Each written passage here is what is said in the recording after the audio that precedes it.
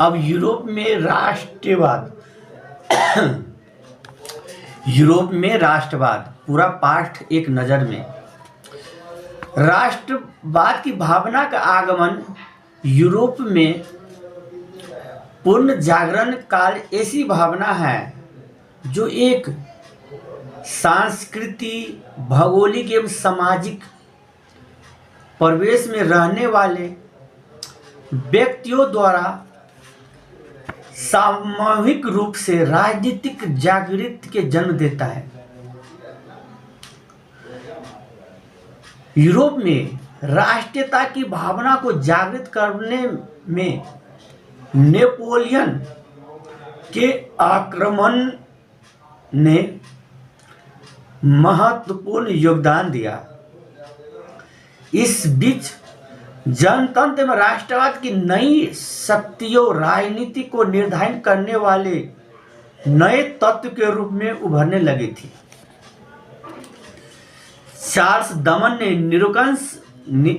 Charles दशम के निरंकुश एवं प्रतिवादी शासन के विरुद्ध फ्रांस में राष्ट्रीयता की भावना उभर रही थी। उसके कार्यों से उदारवादियों और जनता में गहरा आक्रोश पैदा हुआ। 28 जून 1830 ईस्वी को फ्रांस में महायुद्ध शुरू हो गया। इसे ही जुलाई 1830 की क्रांति कहते हैं।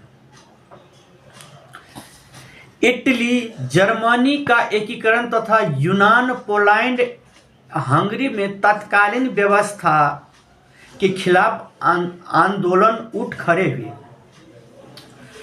19वीं सदी के आरंभ में इटली में कई छोटे छोटे स्वतंत्र राष्ट्रों को विभक्त था और अलगाव की भावना थी। ऑस्ट्रेलिया और फ्रांस जैसे राष्ट्र इटली एकीकरण की ऑस्ट्रेलिया और फ्रांस जैसे राष्ट्र इटली के एकीकरण का विरोध करते थे, परंतु इसके बावजूद इटली में राष्ट्रीयता की भावना का विकास हुआ। इटली में राष्ट्रीयता का भावना का विकास हुआ। इसी बीच इटली में मेजबानी का प्रादुर्भाव हुआ। वह एक साहित्यकार, गणितज्ञ, विचार का समर्थन योग्य सेनापति था। इसने इटली के एकीकरण में महत्वपूर्ण भूमिका निभाया। इटली के एकीकरण के द्वितीय चरण में काउंट का उत्तर आया। इटली के एकीकरण के द्वितीय चरण में काउंट काबूल आया। उसने 1853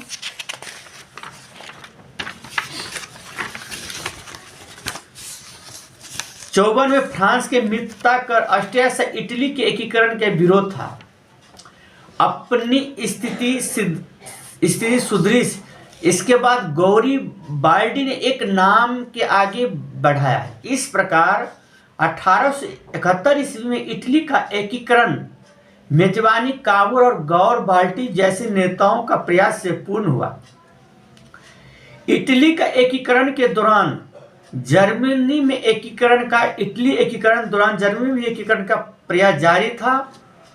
वहां भी जर्मनी के अनेक स्वतंत्र राज्यों में विभक्त था। वही प्रथा सबसे शक्तिशाली राष्ट्र था।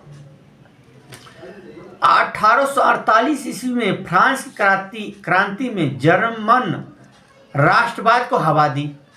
यह निर्णय लिया गया कि प्रथा ही जर्मन एकीकरण का नेतृत्व करेगा। इटली के एकीकरण के दौरान जर्मनी में एकीकरण का प्रयास जारी था। वहां भी जर्मनी अनेक स्वतंत्र राज्यों में विभक्त था। वहां पर्सा सबसे शक्तिशाली राष्ट्र था। 1848 ईस्वी में फ्रांसीसी क्रांति ने जर्मन राष्ट्र को हवा दी।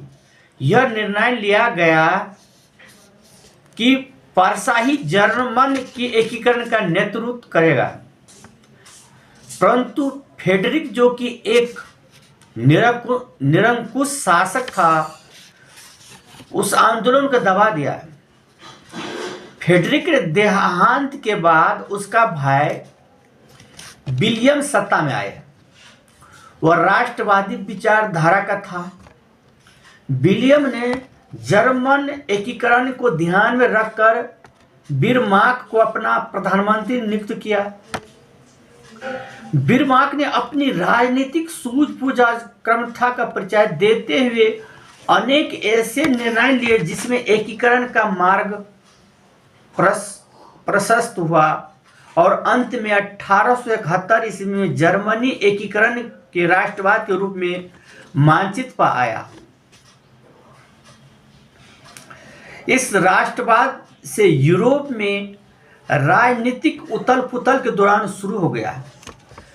यूनानी, हंगरी और बोहेमिया में स्वतंत्रता आंदोलन की राष्ट्रवाद के परिणाम था। इसके प्रभाव ने ऑटोमन के राज के पतन की कहानी लिखी।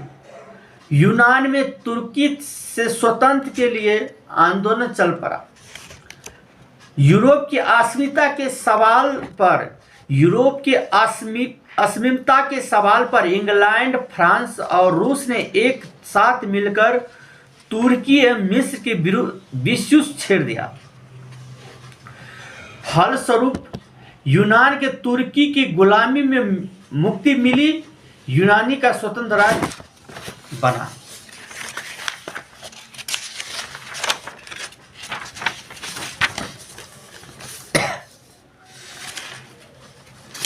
हंगरी भी कैसे अछूत रहता, उस पर ऑस्ट्रेलिया का पूर्ण प्रभाव था।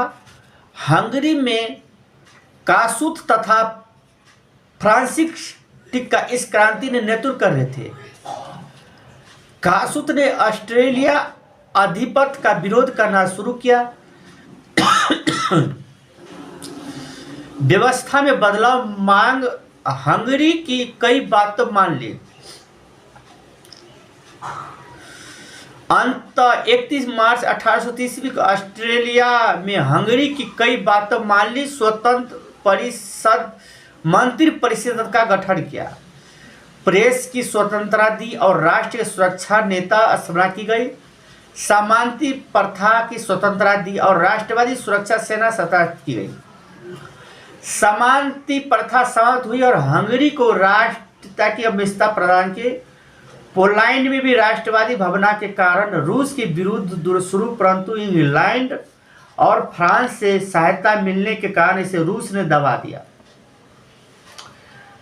बोहेम भी हंगरी घटना का प्रभाव पड़ा, परंतु ऑस्ट्रेलिया ने क्रांतिकारी शक्ति से दमन किया।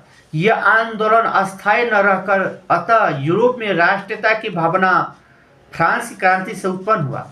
इस क्रांति में राष्ट्रवाद यूरोप नहीं पूरे जगत न दिया, जिसके एशिया का यूरोपीय समाजवाद के खिलाफ आंदोलन शुरू हुआ।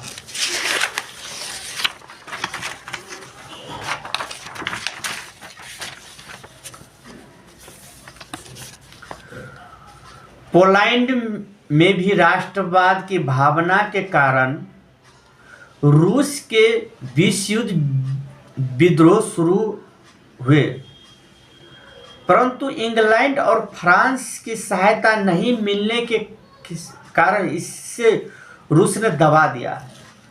बोहेमिया में हंगरी घटनाक्रम का प्रभाव पड़ा, परंतु ऑस्ट्रेलिया ने क्रांतिकारी शक्ति दमन किया। यह आंदोलन अस्थायी न रहकर अतः यूरोप में राष्ट्रवाद की भावना फ्रेंच क्रांति की उत्पन्न हुई। इस क्रांति राष्ट्रवाद यूरोप नहीं पूरे विश्व में जागरूक बना, जिसके कारण एशिया यूरोप में समाजवाद के खिलाफ आंदोलन शुरू हुई। यूरोप में समाजवाद के खिलाफ आंदोलन शुरू हुई।